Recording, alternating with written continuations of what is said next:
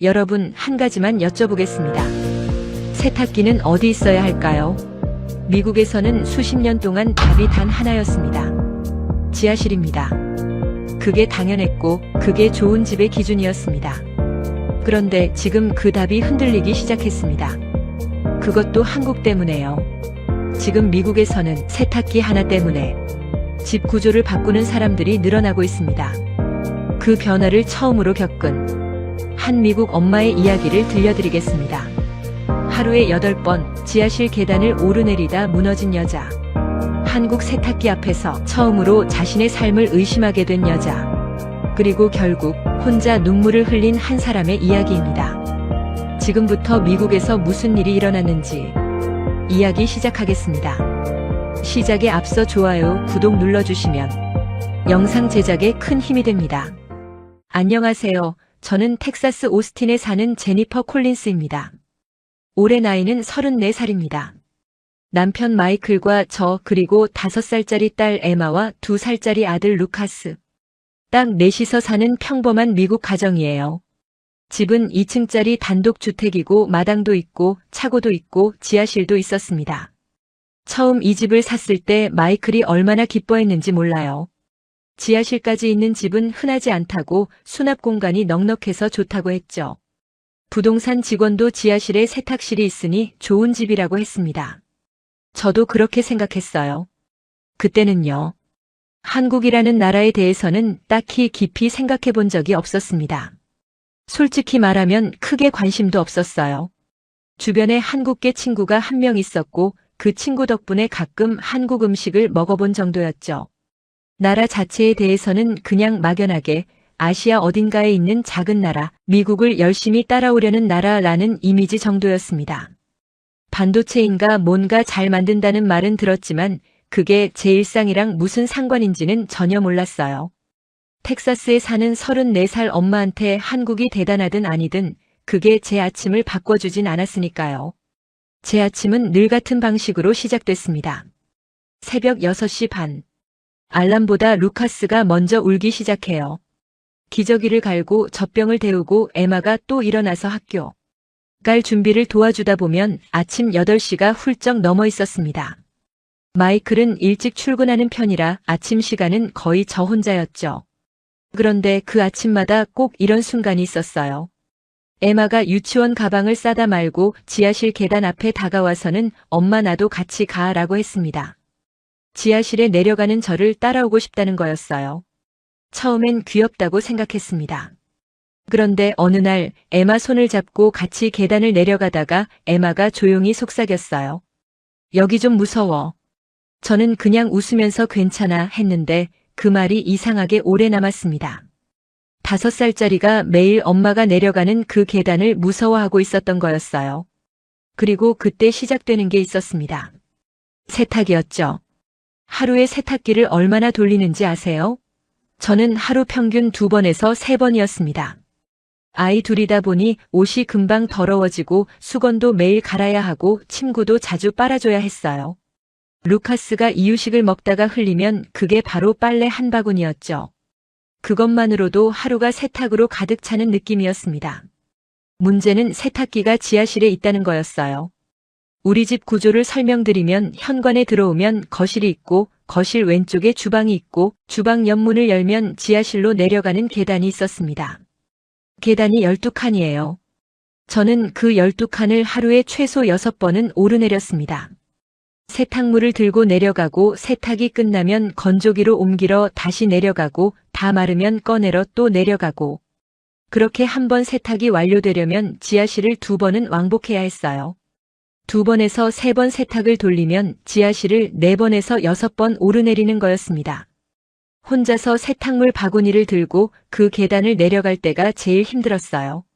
바구니가 무거울 때는 난간을 잡으면서 조심조심 내려가야 했는데 그 순간에 루카스가 울기 시작하면 정말 등에 식은땀이 났습니다.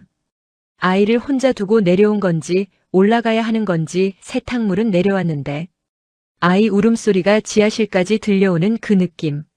뭔가를 계속 선택해야 하는데 어떤 선택도 완전할 수 없는 느낌이었죠. 지하실은 늘 조금 어두웠어요. 전등을 켜면 환하긴 한데 창문이 작고 높은 곳에 있어서 낮에도 햇빛이 잘 안 들었습니다. 텍사스 여름의 지하실은 생각보다 습했어요. 세탁기와 건조기가 돌아가면 거기다 열기까지 더해지니까 지하실에 내려가 있으면 금방 후텁지근해졌습니다. 냄새도 있었어요.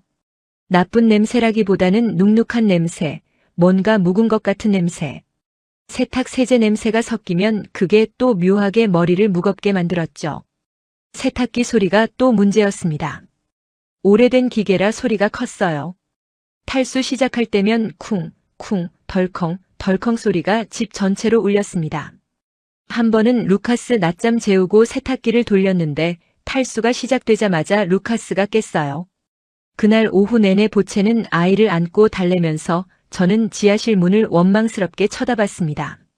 저 기계만 없었어도 라는 생각을 한 게 그날이 처음이 아니었어요. 지하실을 오르내리는 시간만 따져보면 하루에 30분에서 40분은 됐습니다. 세탁물을 정리하는 시간까지 포함하면 1시간은 넘었어요. 그 1시간이 아깝다는 게 아니에요. 그 1시간 동안 제가 주방에 없고 아이 곁에 없고 다른 어딘가에 있어야 한다는 게 문제였습니다. 삶이 자꾸 끊겼습니다.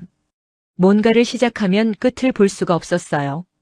에마랑 책을 읽고 있으면 건조기가 다 됐다는 신호가 울렸고 저녁을 준비하고 있으면 세탁이 끝났다는 걸 깜빡해서 빨래가 세탁기 안에서 쉬어버렸습니다.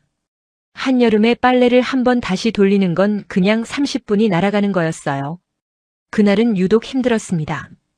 에마가 유치원에서 배탈이 났다고 일찍 데려왔고 루카스는 낮잠을 거부하는 날이었어요. 아침부터 이미 세탁기를 2번 돌렸는데 에마가 집에 오면서 입은 옷까지 더러워져서 한 번을 더 돌려야 했습니다. 지하실을 오르내린 게 그날만 8번이었어요. 직접 세어봤습니다. 내가 오늘 이 계단을 몇 번이나 오른 거지 라는 생각이 들어서였죠. 8번. 저녁 무렵 에마가 열이 조금 있었어요. 해열제를 먹이고 소파에 눕혔고 루카스는 그때야 겨우 잠이 들었습니다. 주방엔 설거지가 쌓여 있었고 지하실엔 꺼내야 할 빨래가 있었고 제 몸은 더 이상 움직이기가 싫었어요. 계단 앞에 서서 손잡이를 잡고 발을 첫 번째 계단에 얹는데 눈이 뜨거워졌습니다. 울진 않았어요. 그냥 눈이 뜨거워지는 느낌이었습니다. 아무도 들을 사람 없는 지하실에서 건조기 앞에 쪼그려 앉아서 빨래를 꺼내면서 이게 뭔가 싶었어요. 이게 내가 원하던 하루인가? 아무 대답도 없었습니다. 건조기 안에서 나오는 따뜻한 빨래 냄새만 있었죠. 그 냄새가 왜 그렇게 서럽던지 따뜻한데 서러운 냄새였습니다. 그날 밤 아이들이 다 잠들고 소파에 겨우 앉았을 때 핸드폰을 보다가 친구 메시지를 읽었어요. 고등학교 때부터 알고 지낸 친구 소피였습니다. 소피는 요즘 인테리어에 관심이 많아서 자꾸 이런저런 사진을 보내줬는데 그날은 세탁실 사진이었어요. 세탁기가 주방 옆에 붙어 있고 조그만 공간인데 깔끔하게 정리된 사진이었습니다. 소피가 덧붙인 말이 있었어요. 이거 한국 사람들이 사는 방식이래. 세탁기를 생활 공간 안에 두는 거. 합리적이지 않아? 저는 그냥 이모티콘 하나 보내고 폰을 내려놨습니다. 한국이요. 그래서요. 거기 사람들이 세탁기를 어디다 두든 그게 나한테 무슨 상관이냐 싶었어요. 그냥 피곤했고 관심이 없었습니다. 그냥 잠이 들었습니다. 그때는 몰랐어요. 그 짧은 메시지 하나가 제 삶을 그렇게 바꿔놓게 될 줄은. 다음 날 아침도 똑같이 시작됐습니다. 루카스가 먼저 울었고 에마는 열이 내려서 다행이었지만 아직 기운이 없었어요. 아이 둘을 챙기고 나서 저는 또 지하실 계단 앞에 섰습니다. 전날 밤 꺼내지 못한 빨래가 건조기 안에 그대로 있었거든요. 계단을 내려가면서 소피 메시지가 문득 떠올랐어요. 한국 사람들이 세탁기를 생활 공간 안에 둔다고 했던 말. 그냥 흘려들었던 말이었는데 이상하게 그날 아침엔 그 말이 머릿속에 남아 있었습니다. 지하실에 내려가 건조기 문을 열면서 저도 모르게 소피한테 문자를 보냈어요. 어제 그 세탁기 사진 어디 제품이야? 별 기대 없이 보낸 문자였습니다. 소피는 금방 답장을 보냈어요. LG래. 한국 회사야. 저는 그냥 하고 폰을 주머니에 넣었습니다. 그런데 소피가 또 메시지를 보냈어요. 나 이번 주말에 저거 보러 가려고. 같이 갈래? 저는 잠깐 망설였어요. 아이 둘 데리고 가전제품 매장을 가는 건 솔직히 내키지 않는 일이었습니다. 루카스는 가만히 있질 못하고 에마는 뭐든 만져보려 하고. 그런데 그날 오후에 또 세탁기를 2번 돌렸고 또 지하실을 5번 오르내렸고 저녁 먹을 시간에 빨래를 꺼내야 했습니다. 그래서였을까요? 그래, 갈게. 주말에 소피 차를 타고 대형 가전제품 매장으로 갔습니다. 아이들은 마이클한테 맡겼어요. 혼자 나가는 것 자체가 오랜만이어서 차 안에서부터 기분이 조금 달랐습니다. 매장 안으로 들어가서 소피가 안내해준 곳으로 갔어요. 소피가 손으로 가리키며 적어야 라고 했습니다. 저는 처음엔 뭘 보라는 건지 잘 몰랐어요. 그게 세탁기라는 게 바로 눈에 들어오지 않았습니다. 진짜로요. 보통 제가 알던 세탁기는 흰색이나 회색이고 둥근 문이 달려있고 뭔가 기계처럼 생긴 물건이었거든요. 그런데 소피가 가리킨 건 달랐어요. 색이 차분했습니다. 매트한 마감이었고 손잡이가 선처럼 얇게 달려있었으며 전체적인 형태가 너무 반듯하고 깔끔해서 처음엔 무슨 수납장인 줄 알았습니다. 붙박이 가구처럼 보였어요. 주방에 있어도 전혀 어색하지 않을 것 같은 모양이었죠. 소피가 웃으면서 말했어요. 이게 세탁기야. 저는 한 발 더 가까이 다가갔습니다. 문 주변을 손으로 만져봤어요. 차가웠습니다. 매끄러웠고 이음새가 거의 없었어요. 집에서 쓰는 세탁기는 몇 군데 플라스틱이 들뜨고 문 고무 패킹에 물때가 끼어 있는데 이건 설계 자체가 달랐습니다. 생활 공간 안에 놓을 걸 처음부터 생각하고 만든 것 같은 느낌이었어요. 그때 매장 직원이 다가와서 작동 시연을 해줬습니다. 버튼을 누르고 세탁이 시작됐어요. 저는 무심코 몸을 기울여서 세탁기 쪽으로 귀를 가져다 댔습니다. 소리를 들으려고요. 그런데 아무 소리도 안 났어요. 진짜로요. 제가 집에서 쓰는 세탁기는 시작 버튼을 누르면 20초 안에 물 들어가는 소리, 드럼 돌아가는 소리, 덜컹거리는 소리가 차례로 납니다. 탈수 때는 더 심해서 루카스가 낮잠 자다가 그 소리에 깨던 날이 한두 번이 아니었어요. 그런데 이건 없었습니다. 그냥 조용했어요. 저는 소피를 쳐다봤어요. 소피도 저를 보고 있었고 소피도 신기한 듯 입을 조금 벌리고 있었습니다. 작동 중이 맞는 건지 확인하고 싶었어요. 작은 화면에 숫자가 바뀌고 있었고 세탁 중이라는 표시가 떠 있었습니다. 분명히 돌아가고 있는 건데 소리가 없었어요. 그때 저는 손을 뻗어서 세탁기 옆면에 손바닥을 얹었습니다. 진동을 느껴보려고요. 저희 집 세탁기는 탈수 때 특히 심하게 진동이 와서 위에 뭔가 올려뒀다가 떨어진 적도 있었거든요. 세탁 세제통을 올려뒀다가 탈수가 시작되자마자 바닥에 쾅 떨어진 날이 생각났습니다. 그런데 이건 달랐어요. 손바닥에 아주 약한 울림이 느껴졌는데 진동이라기보다는 그냥 기계가 숨을 쉬는 것 같은 느낌이었습니다. 눈을 감고 집중해야 겨우 알 수 있는 정도였어요. 저는 손을 내리면서 잠깐 멍했습니다. 이게 어떻게 가능한 거지? 그 생각이 머릿속에서 빙빙 돌았어요. 뭔가 속은 건 아닌가 싶었습니다. 전시용이라 작동 안 되는 척하는 건 아닌가, 일부러 소리를 줄이는 장치가 따로 있는 건 아닌가 싶었어요. 저는 직원한테 물어봤습니다.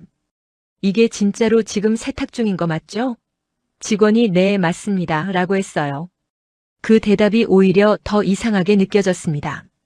소피는 디자인 쪽을 더 오래 들여다보고 있었어요.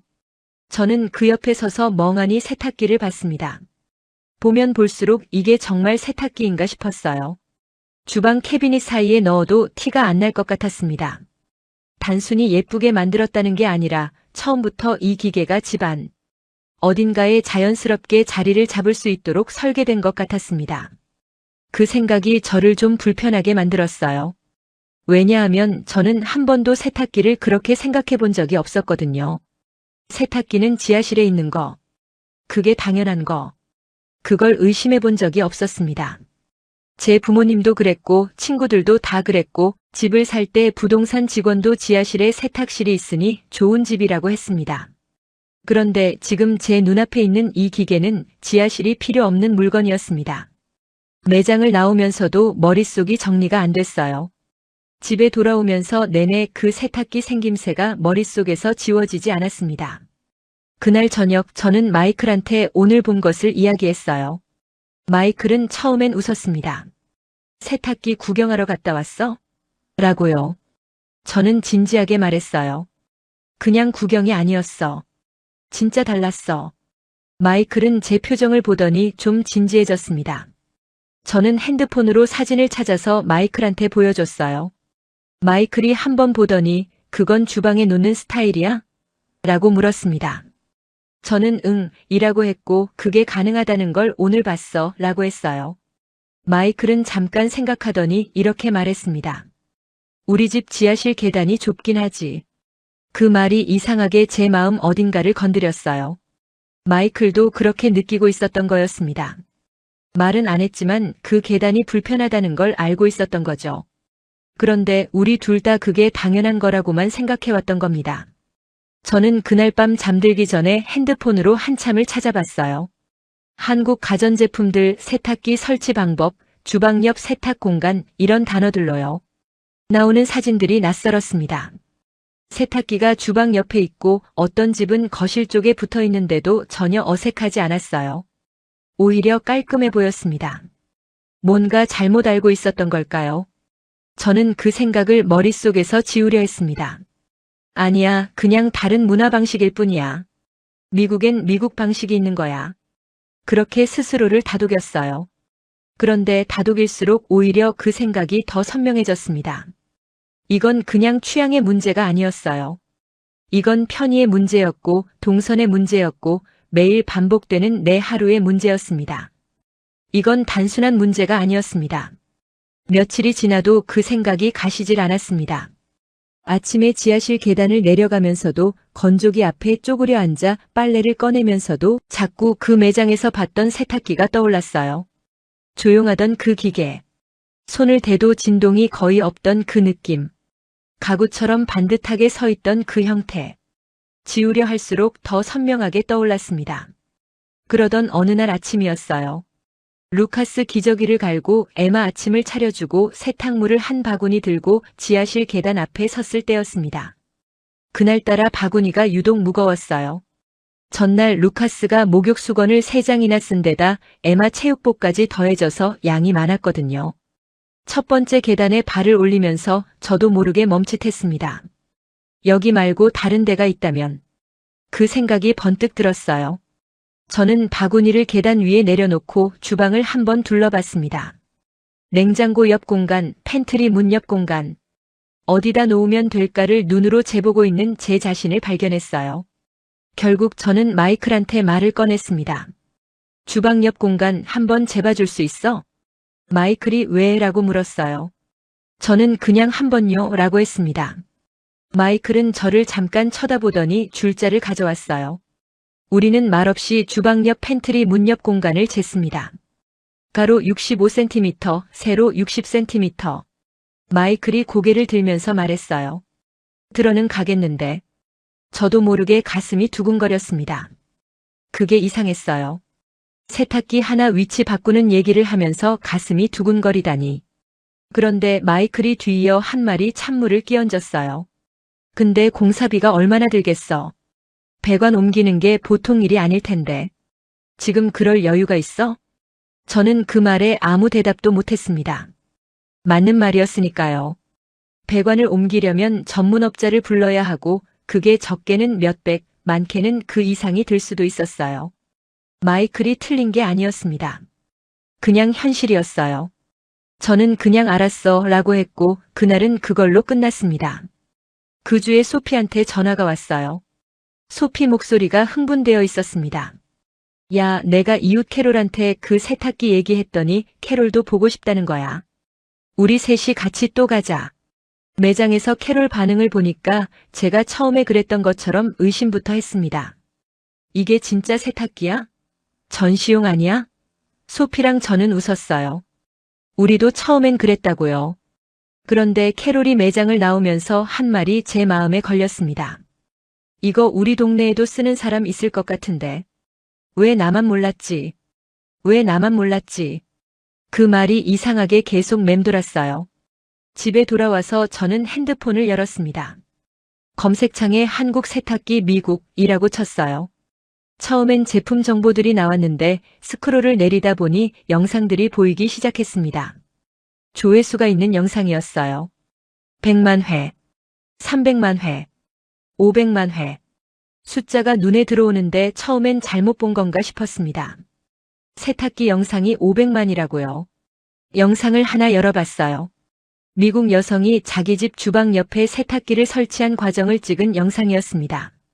말하는 그 여자 얼굴이 저랑 비슷한 나이대였어요. 말하는 내용도 제 생각이랑 너무 똑같아서 화면을 보면서 계속 고개를 끄덕였습니다. 댓글을 내려봤어요. 저는 댓글을 읽으면서 천천히 소파에 앉았습니다. 한 줄씩 읽는데 읽을수록 제 마음속에 뭔가가 차오르는 느낌이었어요. 왜 미국은 이제서야 이걸 쓰기 시작한 거야? 한국은 이미 수십 년 전부터 이렇게 살았다는데? 라는 댓글 앞에서 손가락이 멈췄습니다. 수십 년 전부터. 그 말이 이상하게 무거웠어요. 이건 기술 문제가 아니야. 이건 사람 사는 방식의 문제지. 라는 댓글은 2번 읽었습니다. 맞다 라는 생각이 들었거든요. 기술이 뛰어나다는 말은 쉽게 할 수 있어요. 그런데 사람이 어떻게 살아야 하는지를 먼저 생각했다는 말은 달랐습니다. 나 이거 보고 남편한테 당장 바꾸자고 했어. 남편이 뭘 그걸로 했다가 직접 써보더니 말 없어졌어. 라는 댓글에서는 피식 웃음이 났어요. 우리 마이클이 생각났습니다. 공사비 얘기하면서 현실적으로 말했던 마이클. 그런데 그 마이클도 지하실 계단이 좁긴 하지 라고 했었죠. 미국 건설사들 좀 봐라. 이제는 신축 아파트의 1층. 세탁실 기본으로 넣는 데가 생겼잖아. 라는 댓글에서는 손이 멈췄습니다. 저는 다시 읽었어요.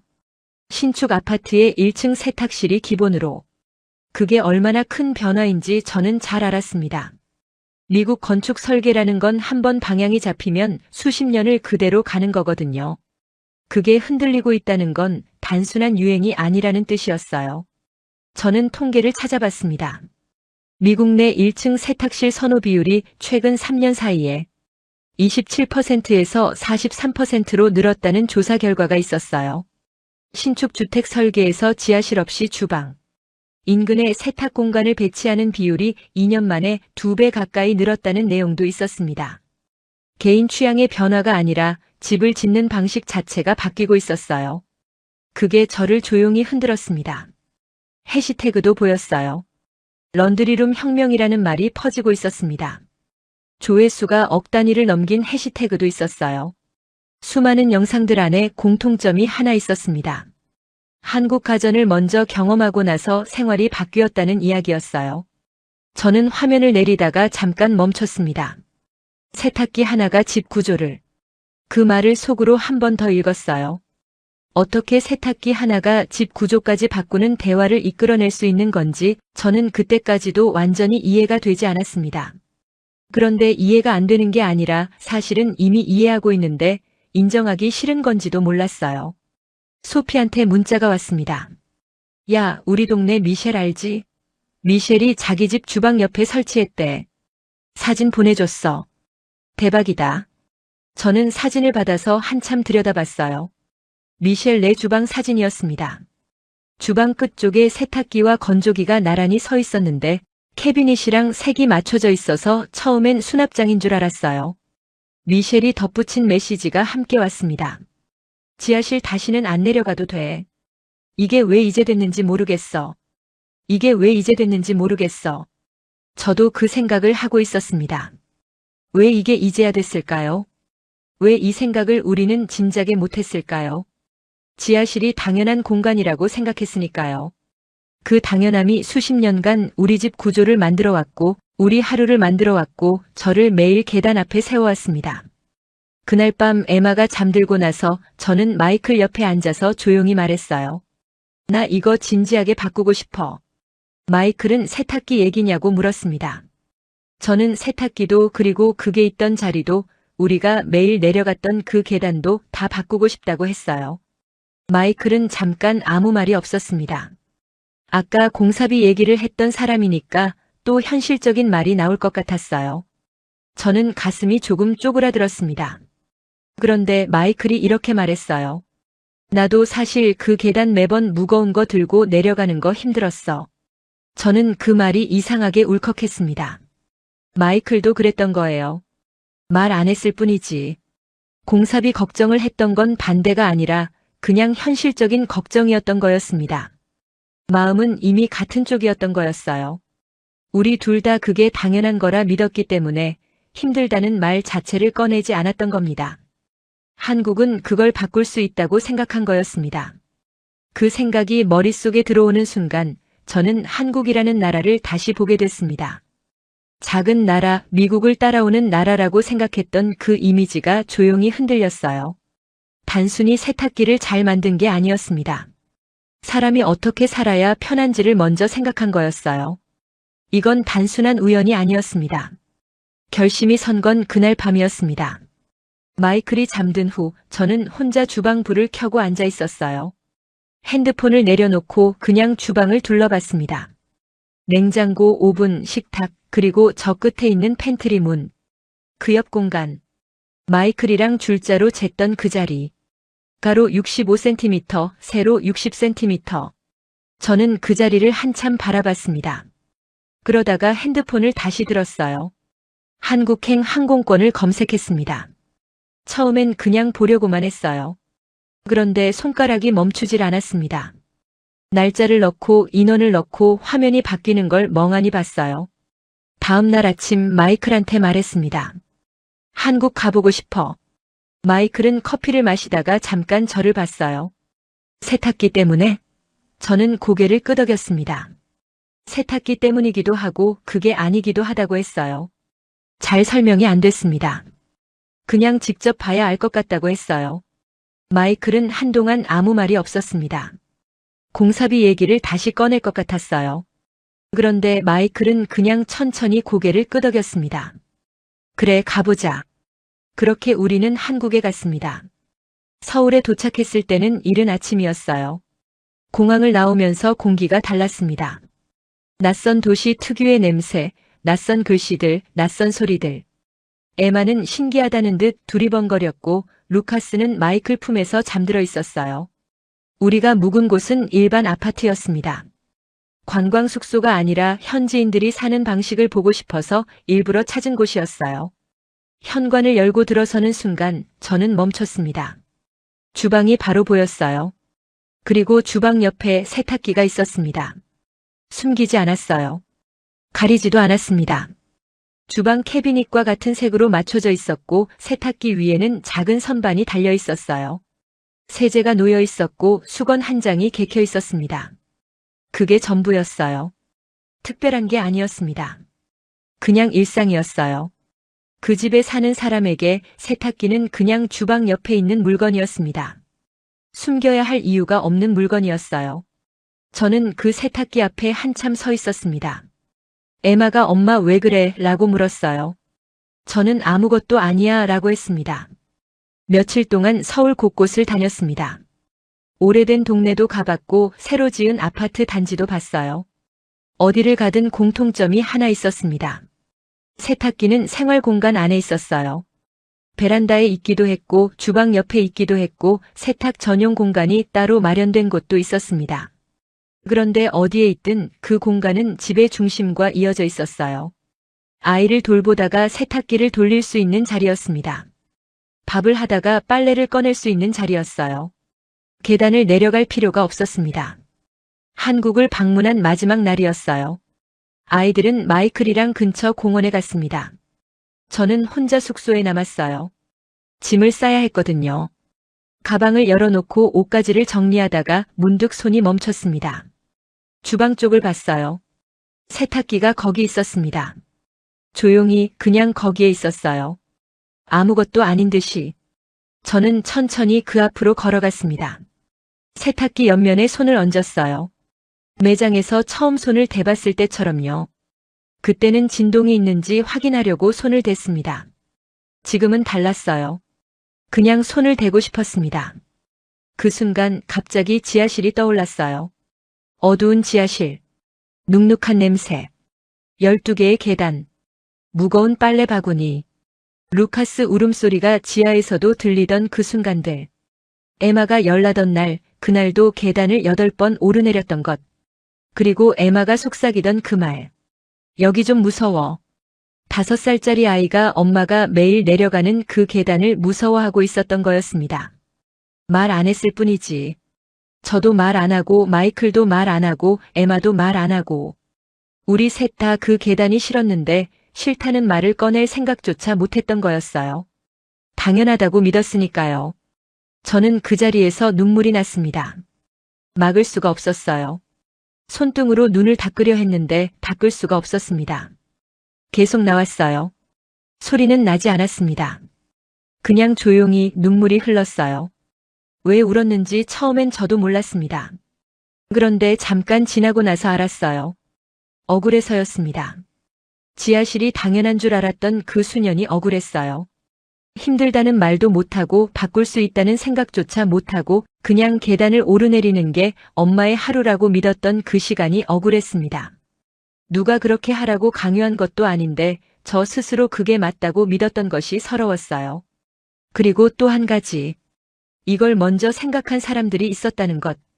엄마가 계단을 내려가지 않아도 되도록. 아이가 우는데 다른 층에 있지 않아도 되도록.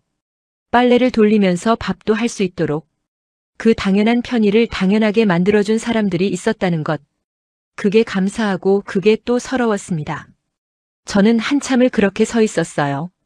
세탁기 옆면에 손을 얹은 채로 조용히 울었습니다. 아무도 없는 낯선 나라의 낯선 주방에서요. 울음이 가라앉을 즈음 저는 창문 밖을 봤습니다. 서울 하늘이 보였어요. 파랬습니다. 이른 봄 햇빛이 주방 안으로 들어오고 있었어요. 그 빛이 세탁기 위에 놓인 수건을 밝히고 있었습니다. 저는 그때 처음으로 한국이라는 나라를 제대로 봤어요. 기술이 뛰어난 나라가 아니었습니다. 물론 기술도 뛰어나겠지만 그게 전부가 아니었어요. 이 나라는 사람이 어떻게 살아야 하는지를 생각하는 나라였습니다. 엄마가 하루에 몇 번 계단을 오르내리는지를 생각하는 나라였어요. 아이가 울 때 엄마가 곁에 있을 수 있도록 동선을 설계한 나라였습니다. 그게 세탁기 하나에 담겨 있었어요. 단순한 가전제품이 아니었습니다. 삶을 보는 방식이었어요. 저는 이제 확신합니다. 한국인들은 천재가 맞습니다.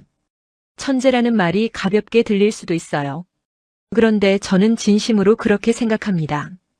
기발한 발명을 해서가 아니에요. 남들이 당연하다고 넘기는 것을 당연하지 않다고 생각할 수 있어서입니다.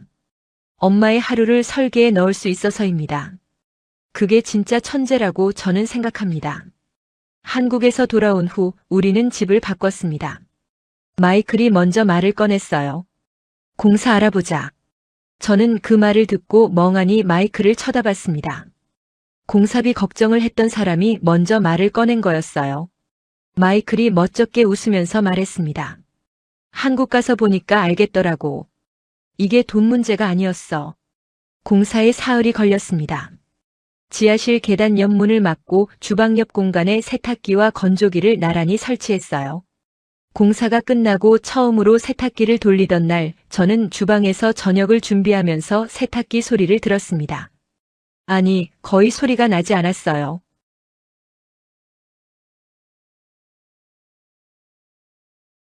저는 이제 안 가도 돼 라고 했습니다.